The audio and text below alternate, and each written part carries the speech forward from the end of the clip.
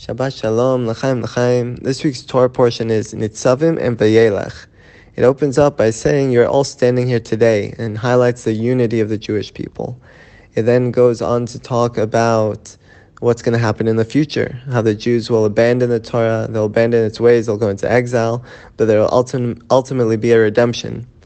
Moshe also highlights the freedom of choice that we have. A famous line in this week's Torah portion is, I have placed before you today life and good and death and evil.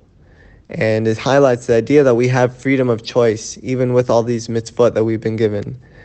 And in the Torah portion of Vayelech, HaShem talks about the mitzvah of Hakel, of all the Jews coming together in the 7th year after Sukkot, and to hear the Torah from the King of the nation.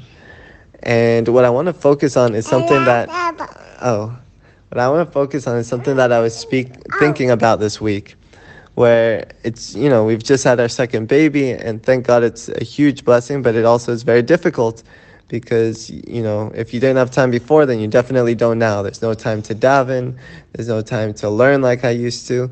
And so I was wondering, thinking about and meditating on this idea of why does Hashem want us to have kids? Because seemingly, kids distract you from being able to do this other obligation you have, which is to learn Torah and to daven, the avodah of the heart. And so why is it that Hashem wants us to have kids? And I came to a realization that Hashem says, if you do not follow my commandments, then you will not live long days on this earth. Meaning to imply that when you do follow the Torah and the mitzvot, you will have life. And what is life? It means to have length of days. And I can understand that because a person who doesn't have to do anything in the days start to blur together. And you forget what day it is, they start to become one thing, and the time just flies by. And next thing you know, that's the end of your life. You don't have long days, you have short days, and your life becomes short because the days go into months and the months go into years, and next thing you know, it's a short life. But a person has the obligation to keep, all the mitzvot in the Torah. That means they have to wake up and daven early in the morning, three tefillot a day. They have to learn Torah, they have to give tzedakah, they have so many other mitzvot that fill their day. They have to have kids. All these things fill a person's day with not just length, you have all these things to do, but it also gives you meaning. And I think that's what it means when it says, I've given you life and goodness. That a long life means days where you're busy. It means days where you're busy doing meaningful things.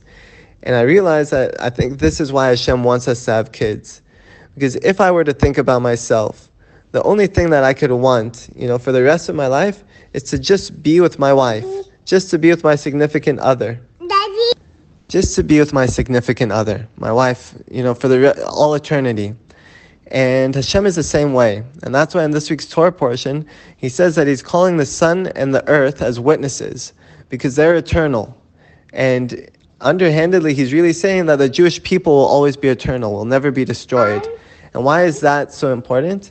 Hashem wants us to have kids because he just wants his kala. The Jewish people are his wife. And if we have kids, then we continue, and our relationship with him continues, and he's able to have a relationship, Hashem and the Jewish people, for all of eternity, where we just get to be together forever. And that's why he calls the sun and the earth as witnesses, to say that you guys will always be here because I can never part with you.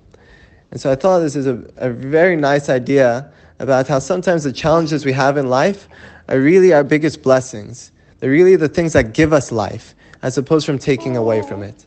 So Shabbat Shalom, we should all merit to understand the brachas we have in our life, to have only clarity, and to please God, build big, beautiful families here in Israel. And may we merit to see the immediate redemption with the coming of Mashiach. Shabbat Shalom.